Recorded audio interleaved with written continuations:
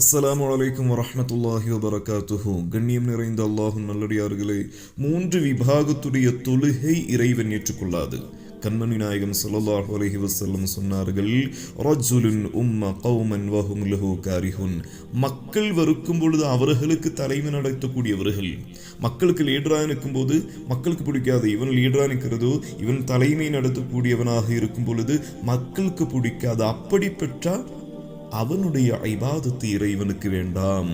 இரண்டாவது கண்மணி நாயகம் ஸல்லல்லாஹு அலைஹி வஸல்லம் சொன்னார்கள், வம்ரஅத்துன் பாத்தத் வஸௌஜுஹா அலைஹா சாஹித்துன். கணவனுடைய கோபத்தில் இரவில் தூங்கும் பெண், அவளுடைய இபாதத்தும் இறைவன் ஏற்றுக்கொள்ளாது. கணவனுடைய பொருட்டத்தால் மட்டும்தான் மனைவிக்கு சுவனத்தில் நுழைய முடியும் என்பது கண்மணி நாயகம் ஸல்லல்லாஹு அலைஹி வஸல்லம் சொல்லியிருக்கிறாங்க. அருமையான பெண்ணுக்கள், நீங்கள் யோசிக்க வேண்டியது, கணவனுடைய பொருட்டம் எனக்கு கிடைச்சிருக்குதா இல்லையா? தூங்குறதுக்கு முன்னாடி அது யோசித்து நீங்கள் தூங்க வேண்டும். அதற்கு முன்னாடி நீங்கள் அவனுடைய பொருட்டம் இல்லாம சண்டை போட்டு பேசாம தூங்கும் பொழுது நீங்க எவ்வளவோ இபாதத்து செய்தாலும், எவ்வளவோ தொழக்கூடியவளாக இருந்தாலும் உங்களுடைய இபாதத்து இறைவன் ஏற்றுக்கொள்ளாது என்று பெருமானார் ஸல்லல்லாஹு அலைஹி வஸல்லம் கூறுகிறார்கள்.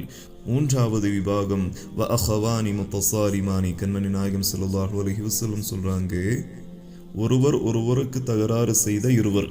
அப்படின்னா மற்றவர்கள்கிட்டே, தன்னுடைய நண்பர்கிட்டே பேசாமல் நடக்கக்கூடியவர், அவனும் பேச மாட்டேங்குது இவனும் பேச மாட்டேங்குது. அப்படிப்பட்ட ஒரு சூழ்நிலையை இருவருடையும் இபாதத் அல்லாஹுக்கு வேண்டாம்.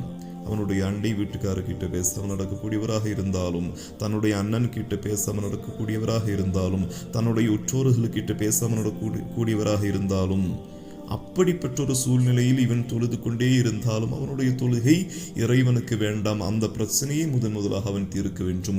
அதற்கப்புறம் தொழக்கூடிய தொழுகை மட்டும்தான் ஏற்றுக்கொள்ளும் என்று பெருமானார் ஸல்லல்லாஹு அலைஹி வஸல்லம் கூறுகிறார். அப்படிப்பட்ட ஒரு வாழ்க்கை அல்லாஹு தஆலா நம் அனைவருக்கும் தந்தருள்வாயாக. அஸ்ஸலாமு அலைக்கும் வரஹ்மத்துல்லாஹி வபரகாத்துஹு.